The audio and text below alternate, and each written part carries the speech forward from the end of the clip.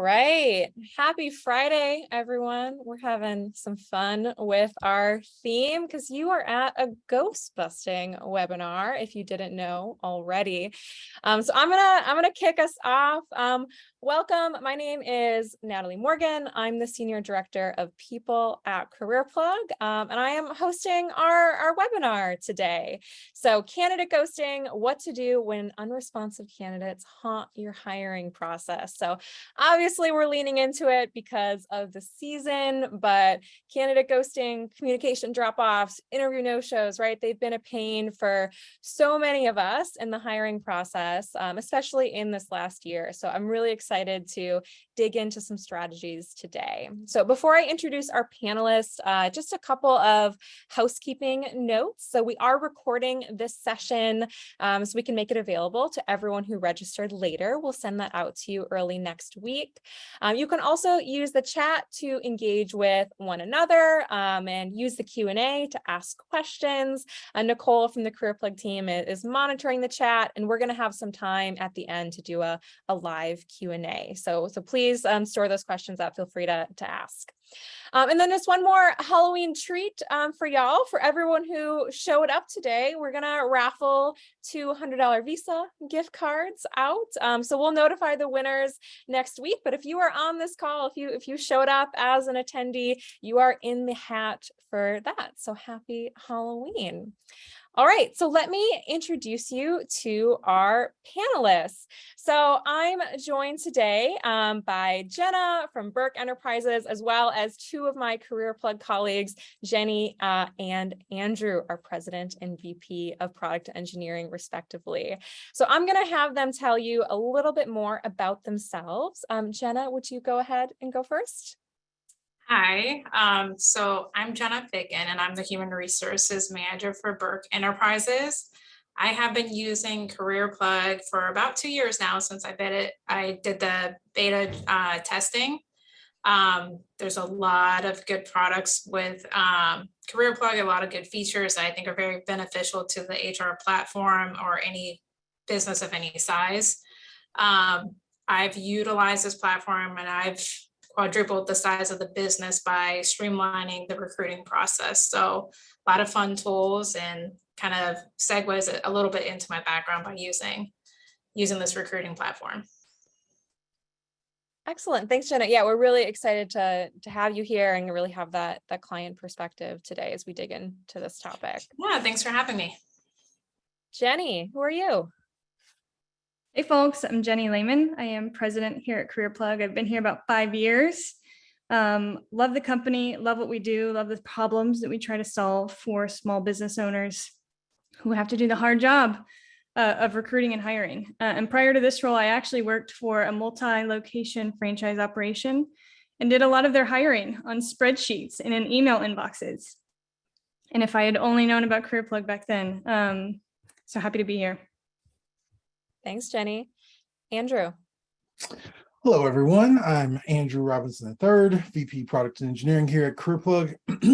So I've always had a passion for helping people, making their lives easier. So been here for about 2 years and it was a match made in heaven, right? I love the CareerPlug mission and vision.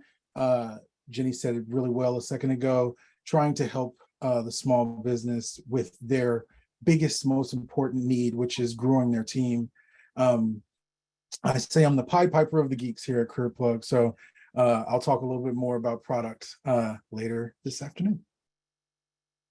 Excellent. Thanks, Andrew. And like I said, folks, Natalie, Senior Director of People. So I'm over our internal people operations, very involved in our own hiring.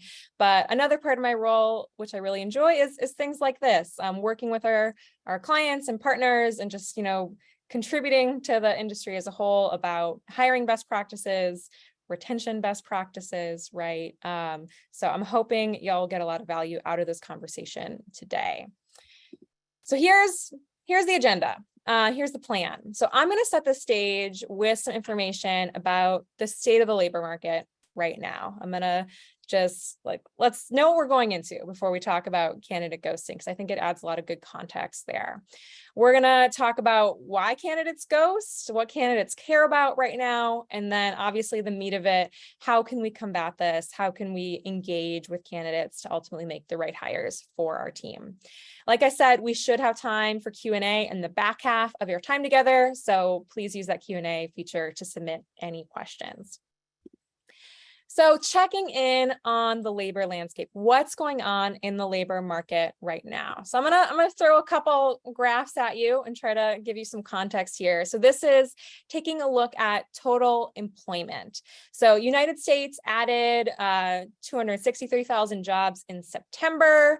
You look at the months before that, 315,000 jobs, 528,000 jobs in August and July, respectively.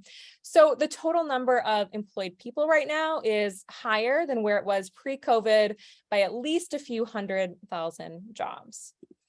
Then you look at unemployment. So in September, unemployment rate was back to 3.5%.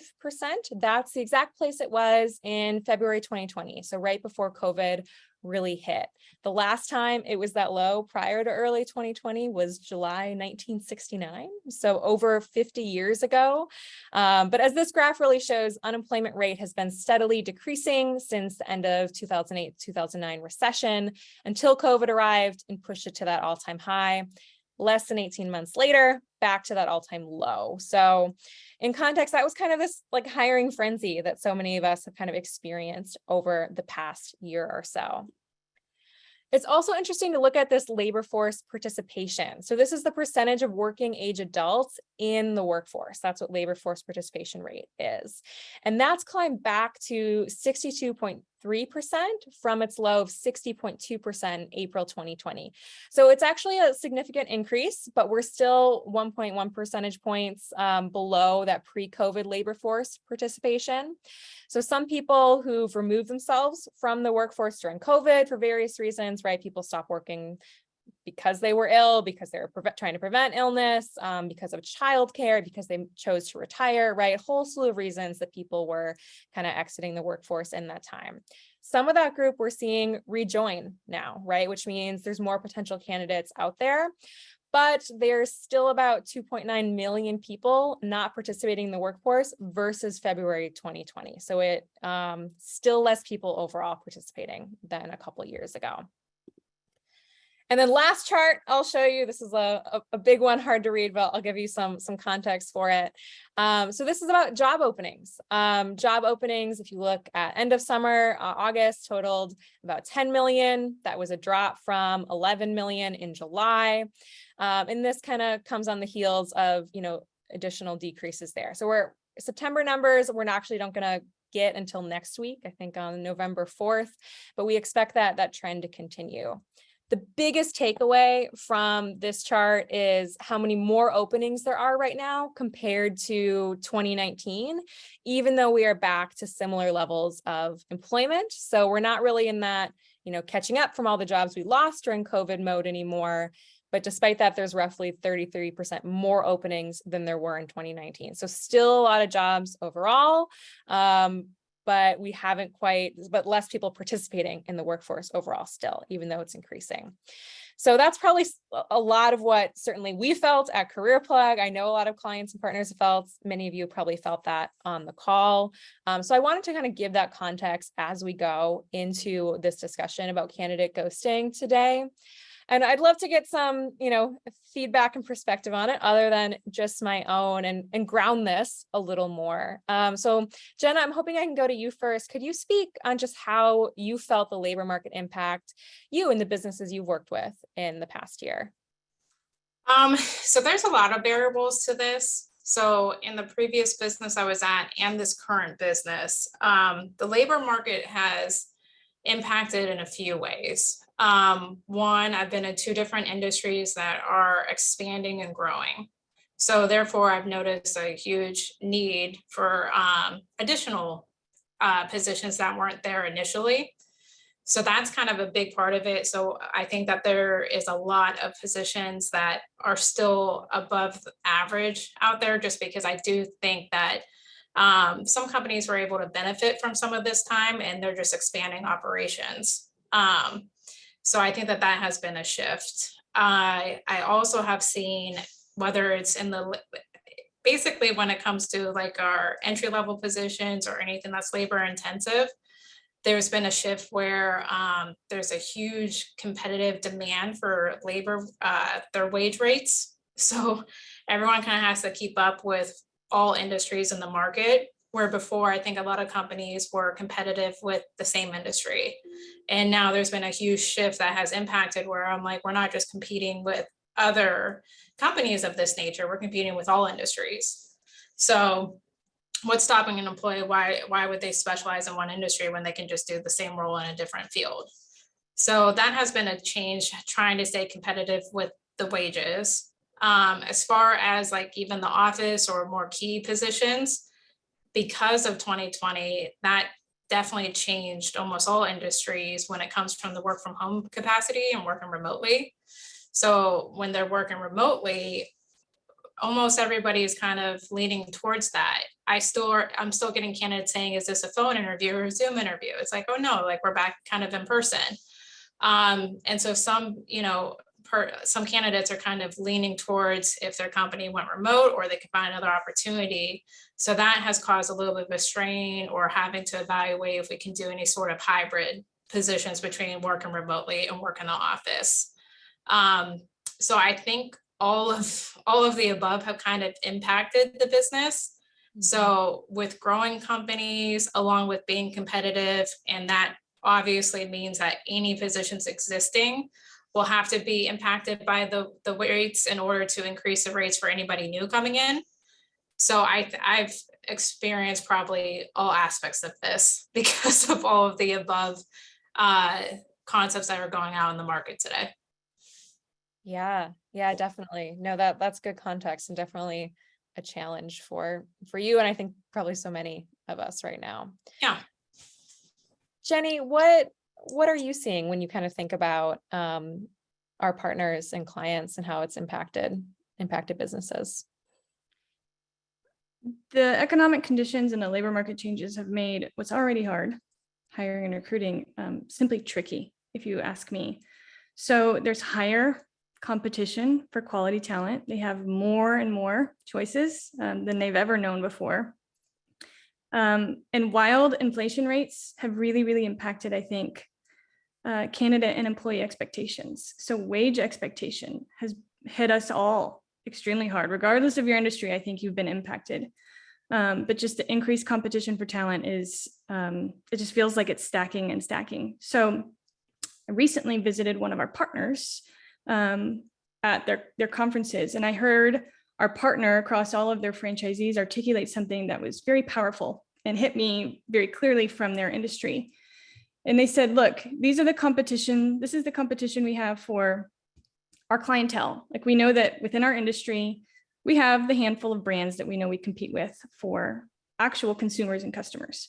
But within employment and labor market competition, they said, we're now not only competing with the entities in our industry, but we're competing with Uber and Lyft for drivers, for Amazon for drivers, for Walmart, for Target, with Home Depot, with all of the online retailers are actually taking a good sizable chunk of their typical, reliable labor force. So it's challenging, and I don't think it's a world that's, changing dramatically. I don't think we're going to go back to how it is. A lot of our culture has leaned in to those elements. Delivery at home with groceries is not going away at all. So here's what I think it comes down to: your employment brand and the health and recognition of your employment brand will need to become, if it's not already, a huge factor that you focus on to differentiate yourself amongst the labor competition.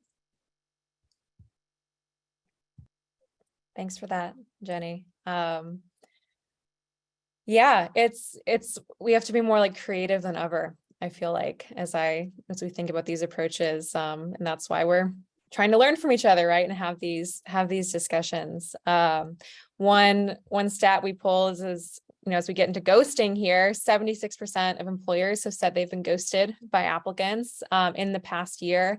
And we actually polled all of you, everyone who registered for this webinar. 90% of you said you've been ghosted in the past year. So probably most of you on this call have experienced it. Makes sense. That's why we're engaging in this discussion. But it is a widespread trend we're seeing right now. So let's see if we can get in the candidate's head a little bit. Like, why are candidates ghosting? Why are they no showing, whether that's for interviews or, Jenna, we were talking kind of in prep for this, and you said you'd experienced someone maybe not showing up for their first day either. So I'd love to go to you first, Jenna. Like, what kind of ghosting have you experienced, and like, why do you think this is happening? So I think there's a few things. I do think that ghosting primarily happens with certain positions, at least in my experience. So a few things. One, it's important for whoever is dealing with whether it's an HR specific person or someone else in the business. Communication's key. So if somebody, if they take a while to respond to that person after they've applied, or they've only said, hey, your interview's next week, and they don't have like that follow-up reminder. I think there's a lot of gaps with the communication. So I believe that that's part of the problem of why they're ghosting, is because there wasn't enough follow-up or, too much time in between. I think another one is if there is too much time in between, I believe that they have had other interviews in between that, and they get an opportunity and they're ready to jump at it, or maybe it was better than the one that they applied for with us and they just ghost us that way.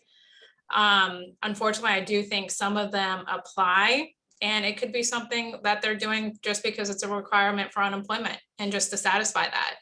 And they're not actually ready or willing to come back into the workforce. So they kind of do that to just meet a standard, because they're only required to apply. Doesn't say anything about actually showing up to an interview.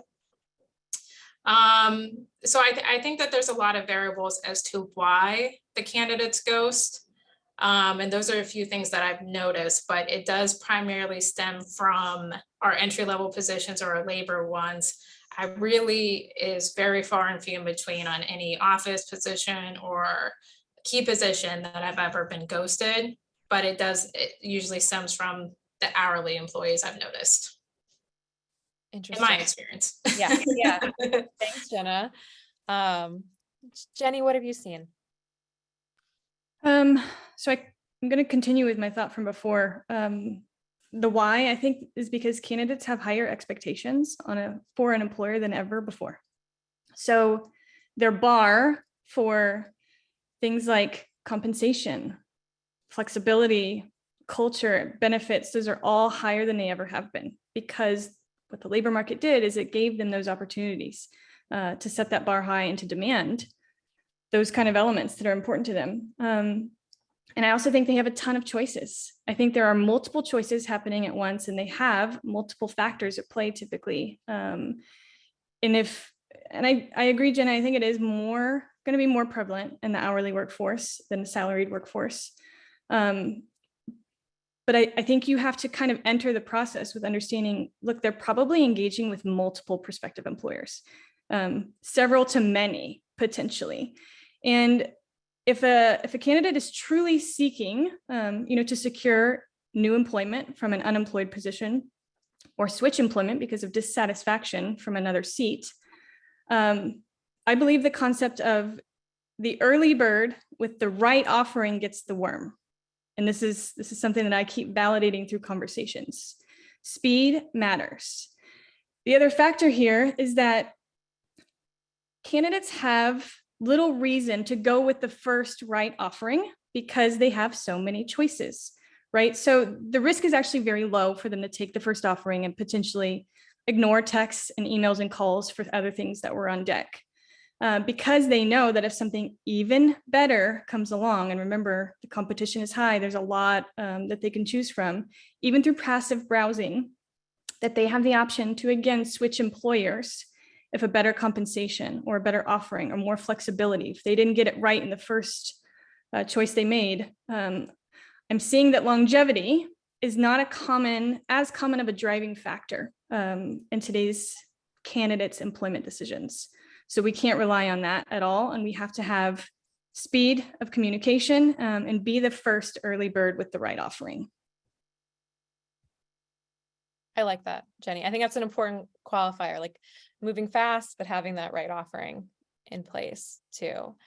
And I'll kind of add on this one. I agree with everything y'all are saying. And we're definitely speaking from like the employer and the hiring manager's perspective. But if we get into like the candidate's mindset on this, there's actually lots of precedent in hiring for employers to ghost candidates in the process. That has been really the standard for years, right? If you think about people applying and never hearing back, people, going to an interview and then not hearing back from employers.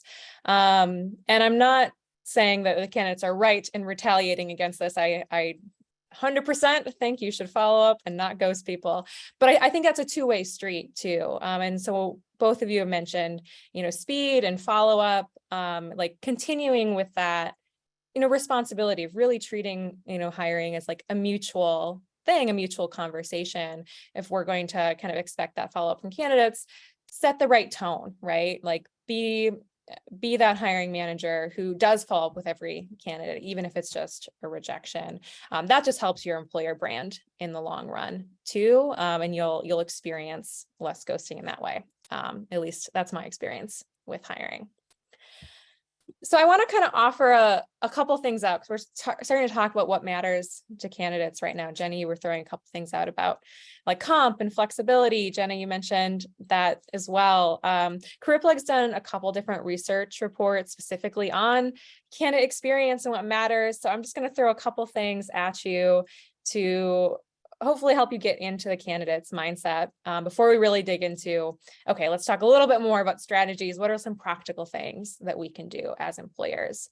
So this is from our candidate experience survey. We do this report annually. And one of the key takeaways we get from this is 67% of job seekers have had a reportedly negative experience in the hiring process over their past year. But more importantly, 58% of those said they've declined a job offer because they've had such a poor experience in the hiring process, which, it's not, we're actually kind of past ghosting at that point, right? They're just saying no to an offer, which is not insignificant, especially if you've been in a tight bind and hiring, how painful that can be at the offer stage. So obviously we asked some follow-up questions. Okay, like what is a negative experience? Why are you declining offers? And I like to show this chart because this is what candidates have reported employers should focus on improving during the hiring process. And if you look at these top three things, clearer and more accurate information about the job and responsibilities, more transparency in the hiring process about compensation and benefits, improved communication between the interviewers and job applicants. Those are pretty even as far as what people said were the number one to them. And they're really the same thing. When you think about it, it's more information, more communication, right? More follow-up. It's just all communication when it comes down to it, which is really what we're getting into when we talk about candidate ghosting. Another report we do that I just wanted to share a couple of things from you is specifically on hourly workers and compensation. That has already come up in this conversation. So we did a report recently, asking people to kind of rate their satisfaction with their current compensation. Roughly 1/3 of employees reported being unsatisfied with their current comp. 38% on the other side said they were very satisfied with their current pay. But when you get into this, 55% of employees said they were, looking for an opportunity to increase their pay, whether they are satisfied with their current compensation or not. So I offer this both from a retention perspective, which I think is actually an important side of this conversation that I hope we can maybe get into a little bit in the Q&A, but also so you understand, the candidates you might be speaking to, what they're looking for, right? As far as like having the right offering in place. But interestingly, kind of off that, employees that said they're satisfied with their current comp, more likely to accept benefits instead of a pay increase. And even people who said they're unsatisfied with their current pay would also accept benefits instead of a pay raise. So kind of looking at that total compensation package. A lot more info in that report. You can find it on our website on the resources section, just careerplug.com, go to resources if you want to kind of dig into all those takeaways there. But I think it's good to get into the candidate's head a little bit. All right, here's the big question. How do we combat candidate ghosting? So I've heard a couple things already as we kind of talked about what we're seeing in the candidate mindset here. But Jenna, like when you think about this for your business, and you mentioned follow-up, can you expand on that a little bit? Like, what do you think we can do to try to prevent no-shows from candidates? Right. So there's a lot that I think that a lot of steps that can be taken for this. So my typical protocol is I'm always utilizing Career Plug and I check it daily. So if there's somebody that really speaks out to me, I'm responding within that day. And so I'm trying to be ahead of the curve. I reach out to that person and then we set up a time usually for that week. Unless for some reason our schedules don't align, they go into the next week, but I try to avoid that just because of the time frame in between. So I call a candidate. If they don't call, I follow up with an email. And in a lot of cases, I also follow up in a text because a lot of employees might be at work. A lot of candidates might not have access to their email. So texting is a little bit more prominent to them. So I kind of find the communication, and it's usually kind of based off of the position. I can kind of tell what communication is going to work best for them. So as soon as I basically speak to that person in some form, then I follow up with a calendar invite. I send them all the details that they would need to expect for their first, for their interview. I copy the necessary parties that need to be involved on the internal side. So once I send that out, I ask them to confirm that they received it, and then they do. And then I send a friendly reminder to that 24 hours beforehand. So typically, if I do it within a week time span, I'm basically giving them 2 reminders essentially. But I notice if I send somebody a 24-hour notice, like reminder, if they respond to me, I'm pretty confident they're going to come the next day. If they don't respond to me, as a very big indicator that 9 out of 10 times they will not show up the next day. So I kind of already have that kind of going into the next day, and that's kind of how I can kind of gauge it. So I do think communication's key. And it just represents your company. It just shows that if you're organized, if you're communicative, it kind of gives them that first impression, right? So first impression is very big. It's just like going into a restaurant. Is the hostess nice or are they not? So you kind of have to give them that structure and that organization so they can get a feel of what that is like. Also too, like when you're communicating with them over the phone and you're talking about the company, they always want to know how the culture is, and you just kind of have to seem excited and a little bit of a salesperson to kind of show why is this a good opportunity for them. I'm big on LinkedIn. I'm constantly just advertising some of the things that we do just to show like, we're not your average workplace. These are some of the additional things that we do because again, in this market is very competitive. And so you have to stand out with the culture and you have to stand out with the additional events that you might host, because those are kind of what employees are looking for since it is so competitive. And in some cases, if you can compete with the wages, of course, that makes a difference to them. But also too, sometimes employees would rather not have a different work environment. If they can have a more positive work environment, then it's not always about compensation. Mm-hmm. So we're always trying to be creative and we're always trying to check all the boxes in all of the areas. But, there's always going to be competition no matter the field we're up against. So I do think that communication and the impression and structure and organization are all key factors, because otherwise, if I feel like I didn't get a follow-up email, personally, if a company didn't follow up and give me all those details, I would feel a little lost. And if you feel lost in just the interview process, then how are they going to feel when they're in the training or anything else? So I think I think it's important. And I think it's a way that we begin to, kind of get away from the candidate ghosting. Yeah, I love everything you said. Jen. I actually started like taking notes. I'm like, this is great. You know, so following up quickly, giving people reminders. But like, I especially love what you said and just at the end there.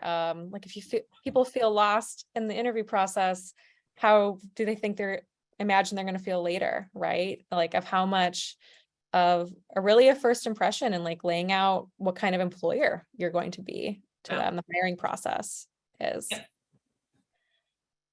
Jenny, what's on your mind with this question?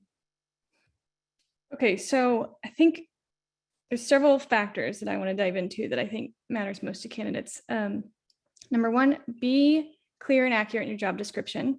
It shows respect out of the gate for them if what you're putting on paper is actually the reality, and if you demonstrate compensation transparency. If you're willing to put that out there, it shows that you respect your own time and you respect theirs to make sure that that's at least a match from the get-go. Then they can start building trust from that moment of first interacting with your job post. So I think that's where the trust building starts. And I think this is a trust process all the way through. So I'll build on this. The very first time you contact them, usually it's a phone screen. I call it the EVP, the employee value prop. Get that down to 4 to 5 sentences and be really clear as to why you are the best employer for them at that moment. Okay. So, sell it, sell the opportunity, sell your company culture. And then while you're in that phone screen, I think this is a huge thing to make sure that they convert and they show up for the in-person interview. Set expectations for that process right there. Hey, this is the phone screen. I'm going to try to get you in for an in-person interview this week. By that point, once we pass that stage, it will be no more than 24 to 48 hours before we are able to make you an offer or whatever the expectations are. But if you don't set timeline expectations in that phone screen and your competitor is coming fast through the process, then they're like, well, that person could take 2 weeks to get back to me. So I'm going to just move on with this other person. So in that phone screen, you have 2 very important things. Sell your company, sell the position, and set timeline expectations to give them a framework if they're being pursued by other employers.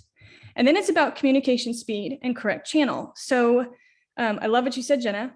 Set the interview for the exact same week. Close, if you think about the process as a hiring funnel, from one stage to the next, close that as fast as possible, okay? And then use the right channel. So yes, applicants have to opt into texting by all the regulations.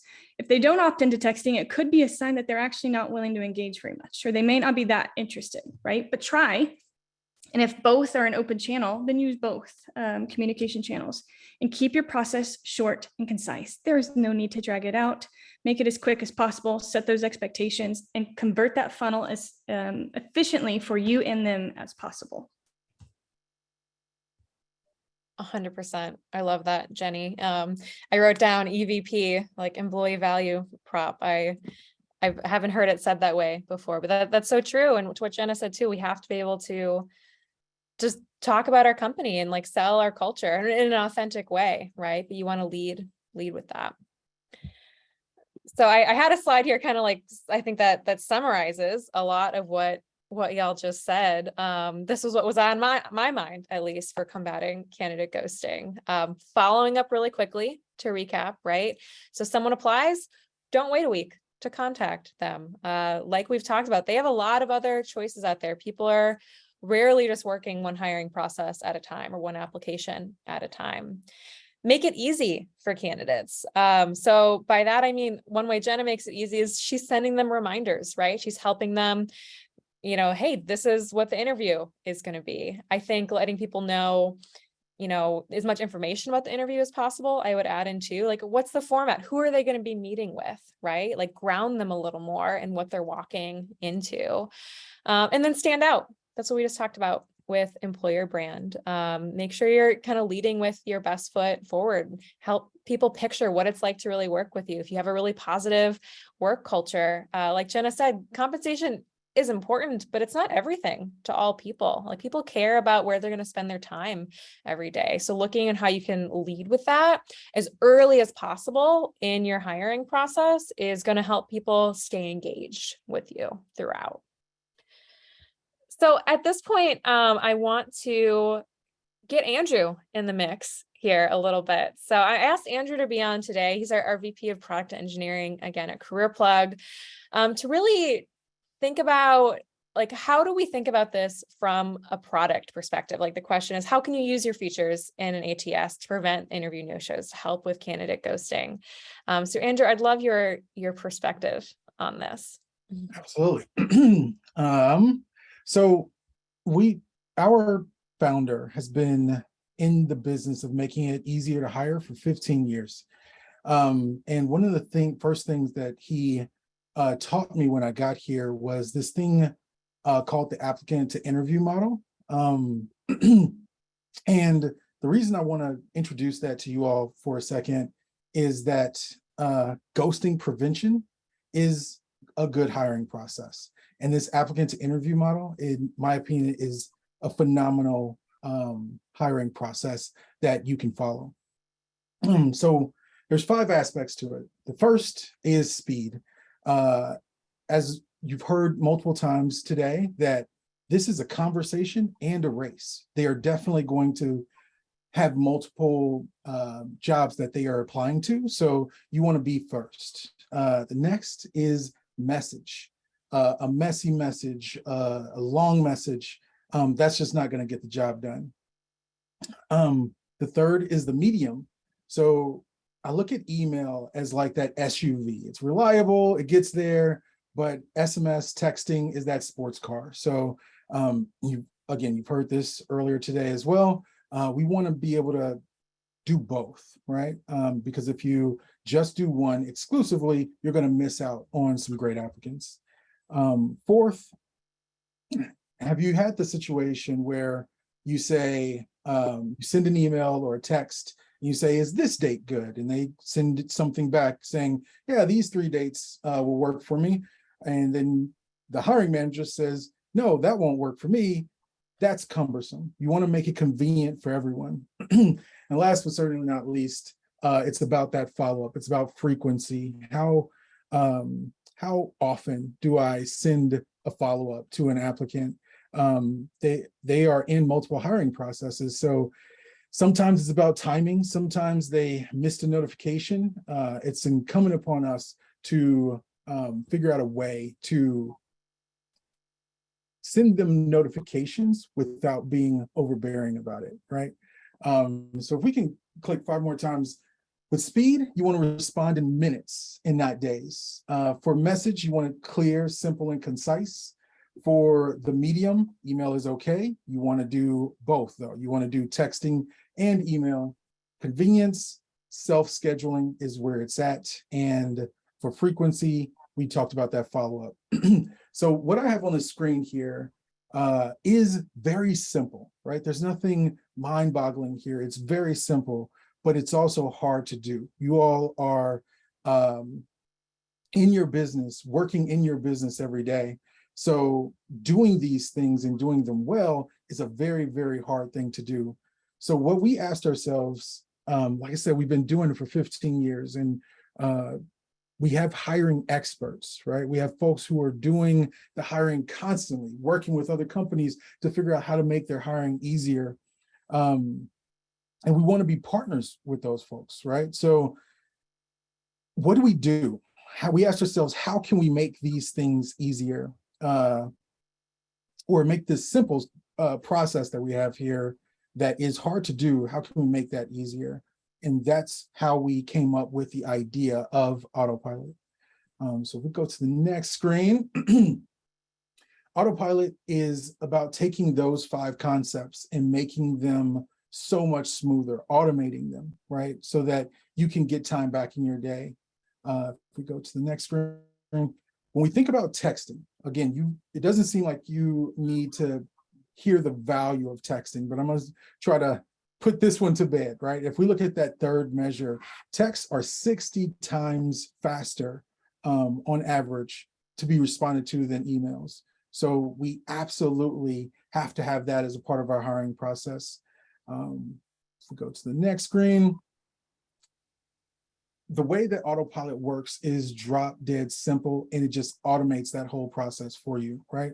So the applicant applies, you begin Autopilot on the applicants that you want to interview, and you sit back and that interview shows up on your calendar.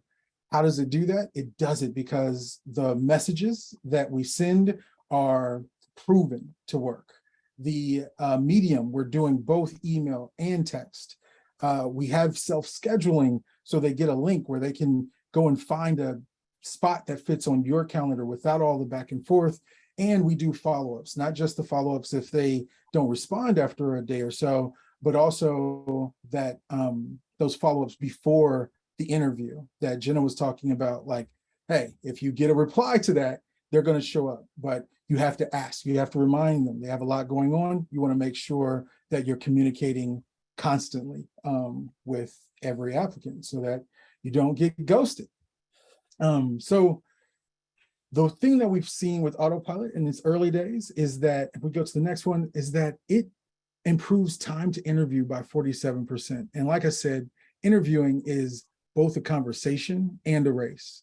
So the first thing you want to do to stop the ghosting is get in there, take these simple things that are hard to do, that your competitors aren't doing because they're not using the right tools, and you want to make them easy for you. You want to automate them so that you can get them into that funnel that Jenny was talking about so that you can close that deal.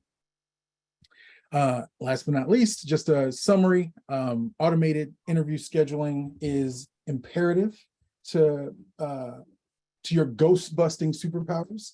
Those interview reminders are really, really important to make sure that even though they're in multiple processes, they remember yours. And texting, if it's not a part of your hiring process, it absolutely needs to be. That is beyond contestation. It absolutely needs to be.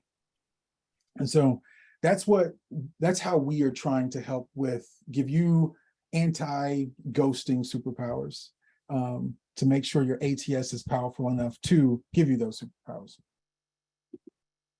Thanks, Andrew. Yeah, we're really excited for people to engage with Autopilot. You know, we're obviously using it ourselves too, but it's you know, that follow up, all this, the more you can automate. Like when I think about this, right, and I have their kind of value prop circle up on the screen there, and automates the big lightning bolt in the middle. Like when I think about software and hiring software, and those of you who are CareerPlug clients, it should be really to make your hiring easier and make your life easier. And the more you can automate these more tedious parts of the hiring process, like the back and forth of scheduling, that like hits home for me as someone who's scheduled a lot of interviews. The more you can like focus on what really matters in hiring, which in my opinion is getting in front of people and having conversations and evaluating if they're going to be the right long-term fit for your team, right? Because when you make the right hires, then you retain the right people, and then you have to hire less or just get to hire for growth, right? That all feeds into each other. So these little things we can do, whether it's CareerPlug or whatever ATS you're using, to really, you know, get rid of that like tedious manual work and focus on the actual people in hiring, the better off you're going to be.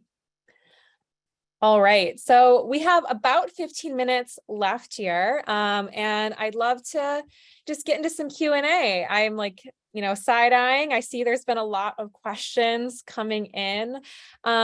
Nicole, who's on the back end, do you think you could help us out and maybe read a couple questions off for our panelists here? I sure can. Thank you. All right. We've had a lot of questions. Let me pick some good ones here. All right. Let's say we have from anonymous attending. They said, I work in travel healthcare, connecting healthcare professionals to hospitals and systems for short-term contracts. Because of that, the hiring process moves quickly and turnover rates are high. Candidates are also working with multiple recruiters at a time. Does CareerPlug have any presence in the travel healthcare market? And if so, how would you keep the healthcare professionals from ghosting after getting an offer or signing their contract to work? Great question. Jenny, do you want to take a stab? Sure. Or Andrew, you unmuted too. I'll take a stab, Andrew, and then follow it up with what you want. The last sentence of that made me also realize that ghosting is happening post-offer, post-engagement, right? Just not showing up for your first day. So everything I said prior still stands true. You have to sell the value of your opportunity over everybody else's, right? So I think doing everything that I described really well in the front of the process will absolutely reduce the frequency of that. I don't know if I know the exact client names, but we do have a presence in the travel healthcare industry, and I do understand the turnover. Let me say this. I think one of the most important things to also ask in the phone screen is what's really important to you in your next employer, and speak to that. Like I said, great, have your 4 to 5 sentence EVP. That should be a canned response that's in your back pocket. You can say it, off the cuff. But what if you were able to customize it for that candidate? Because you asked them the right question, you understood exactly what was important to them. For traveling healthcare, maybe being on the West Coast is really important to them because something with time zones. I don't know, but I think understanding exactly what is most important to them and speaking to that and selling it is a very important factor, and securing it all the way through the process, and having them show up for day 1 and day 2 and day 3 and continue to be an engaged employee after the fact, because you've spoken to what matters to them. Yeah, no, that was great. What I was going to say is just to piggyback off of what Jenny said is you want to keep that conversation going. One of the things that we've learned and what we're working on is that post offer, that post you've made the hire experience. That's something that we are very much working on, and some of the things that we're actively building and would love to have some of you be a part of our alpha early adopter group for is making that the tax forms, right? You want to sign them up, have them sign and read the employee handbook. You might have a couple of questions, like Jenny said, where you need the answers to them as you approach that first day of work, so that when you get to that first day of work, they already have an idea that you care about them, that you want to make things easy for them, you want to make things convenient for them. Those are some of the things that will help reduce the ghosting of the post-hire perspective. You want to get them connected to your mission and values. You want to get them connected to the team that they're going to be working with.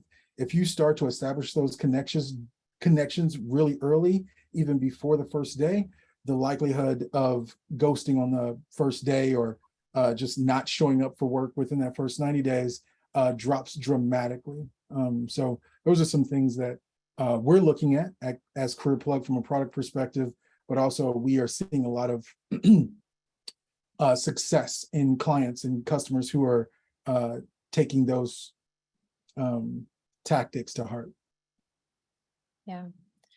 One other thing I'll offer just on the, having high turnover in that industry, I think a lot of industries experience that, is, looking at either those people are exiting soon after and turning over, doing exit interviews, or even talking to people who are maybe a month in to the new role, and asking them questions like, how does this job match up with our representation of it during the hiring process, or some questions like that could inform what you want to, offer, what information you want to provide in your hiring to better engage people. So if you're able, seeing if you can collect some data from your current employees or people who are turning over, to fix any gaps that might be there early on. Mm-hmm. Nicole, other questions? All right. At what point is hiring too fast? Hiring fast too fast? It says my experience for myself and other companies I speak with is when they hired fast, they ended up firing faster because the process was expedited and the candidates were not able to be vetted properly. I love that question. When is fast too fast? Anyone want to take a stab? I will. So a lot of the cases, it depends on the position again, but I think that if you're clear with communication, I think that it allows you to have a little bit of time. So there might be a time if I have an interview, no matter what the position is, like let's say on a Wednesday, I typically tell that candidate we are finishing out interviews by the end of this week, but I will have an update for you by Friday. I always tell them no matter what on a Friday, unless I'm interviewing on a Friday, that I'm going to have an update for them And I'm very straightforward. Hey, we have interviews lined up the rest of the week. I'll follow up with you on Friday. We might have a decision by then, or I'll at least follow up and let you know that we are continuing interviews for the rest of the week. I've done it actually the past couple of weeks, and I've been successful with that because every candidate is in the know of it. So I'm still engaged. I'm not leaving them hanging. So I think that in some circumstances, it's fair. If it's like an entry-level position or hourly, typically you kind of know in the interview process, especially if you're hiring multiple positions or multiple candidates for that position, that is a little bit more of a quick hire. And we kind of know with those hourly positions if we're going to hire them like that day, in which we would usually get an offer out the next day. So it just kind of depends. You have to kind of be careful with that, because you could be very rushed and you're not really getting the most qualified person because you're just looking to fill a position. So with a key position, there's times that we often have second interviews, but those are usually the candidates that you're not having these types of ghosting issues with and these headaches. So sometimes it can be too fast. I think it just depends how fast is it and how confident and thorough are you. If you have any red flags or any kind of doubts in that first interview, odds are you're going to have more red flags and doubts the rest of the time. So if there's any sort of reason, yeah, we could overlook that, you're kind of doing yourself a disservice, because you'll see those in the initial interview. It's usually pretty obvious. So I think that you kind of, some of it is your intuition, and you kind of have to go with it and not just have a body to fill the position. And in if that was the case, then you might as well just use temp service. So I think we just always have to be mindful that you want to try to have quality and quantity the best that you can. But there's no real recipe to it other than be mindful of all of those signs. Yeah. I think there's there's an important distinction between the mindset of I need to hire fast and speedily, and I need to get bodies in seats as fast as possible, right? And I mean, I guess when I think about how we hire at Career Plug, and certainly we try to move quickly when we can, but we also have certain, non-negotiables as far as meeting our core values, or here's the things important to the position. So, and that could be an opportunity for people to look at, okay, in that 20-minute or 30-minute conversation, if I'm hiring really quickly, what are the right questions to ask? They're going to leave me feeling, confident that I can make a decision about this person. And if I can't in that time, that's either a sign we have to do more follow-up or kind of relook at our interview process, right? And what we're learning. Mm-hmm.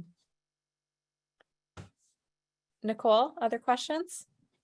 All right. Anne said, can we ask Jenny to talk about the differentiators that she referenced earlier in respect to employment branding? Sure. Okay, so differentiators to set yourself apart from your competition. And remember, your competition is not just your industry. It is potentially many other industries or online retailers, right? Let me start with this. Articulate the purpose, the greater good that your employment targets. Always connect the job or the role that you're offering them with something deeper. People actually are deeper and they care about things beyond just compensation, right?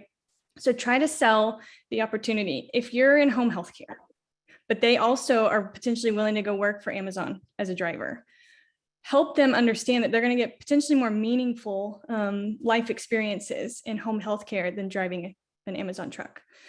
I don't know what your selling situation is with your industry, but this is a selling process top to bottom. And I am by no means an experienced sales expert, but I think you have to be really clear with what is special about your business, about your brand, and specifically about your location.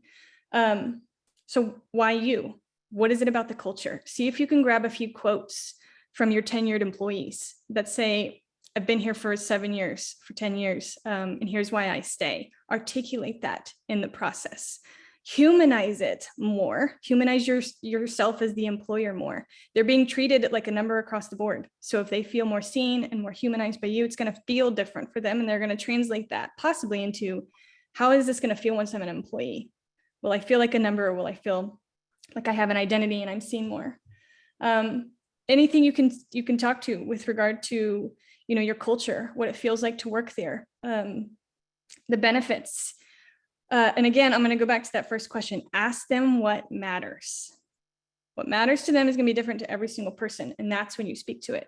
There's also competitive research that you could all be doing. You could be studying job descriptions from either competitors in your industry, you know, a business that's 5 blocks down the road and posting your exact same job title. Look at how they post their jobs, study their compensation rates, and then see if you can understand, how is your business different from theirs and why could it be better? Why are you going to be a better employer? And talk about it through the entire process.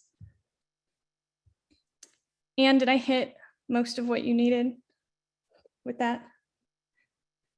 I also heard recently when I was at that partner conference, one of their differentiators is that amongst all their competition, they've realized that once an employee is through onboarding, kind of rocking and rolling, that they actually really value ongoing training. And so they sell the fact that at month 3 and month 6 and 9 and 12 and then 24, you're constantly being invested in and trained, so that you're actually evolving as a human and as a person while you're in that seat as an employee, and not just being left to kind of be status quo. And that's part of our employee value prop, if you ask me about Career Plug, is that we care that you're evolving as a human. But if you can demonstrate that you do that through a training program, that's huge to people. Yeah, I love that. Thanks, Jenny. Well, we only have a minute or so left here, team. So I'm gonna wrap us up. I know we had a lot of questions. We're gonna do our best to follow up, and I'm actually launching a poll right now to let us know how we can best follow up with you and kind of support you going forward with candidate ghosting. Whether that's, you know, speaking to a hiring expert, sending you recording and slides, which we'll get out next week. If you're not currently working with Career Plug and you want some more information, let us know and we'll give you some more information there. So go ahead and fill that out now. And, you know, you can always reach out to us at any time. We continually do, you know, education and events like this, you know, for clients and just anyone in the industry. You can check out our blog, just careerplug.com, and go to our resources section. All those reports I referenced there, and we have weekly articles. We talk about candidate ghosting on there as well. And feel free to to reach out after this if you don't get what you need from us, so we can make sure we support you going forward. I just want to thank again all our panelists. Jenna, thank you so much for joining, and Andrew and Jenny as part of the Career Plug team, letting me rope you into this for our ghosting webinar. With that, I'm just going to wish everyone a happy Halloween and a great weekend. Thanks.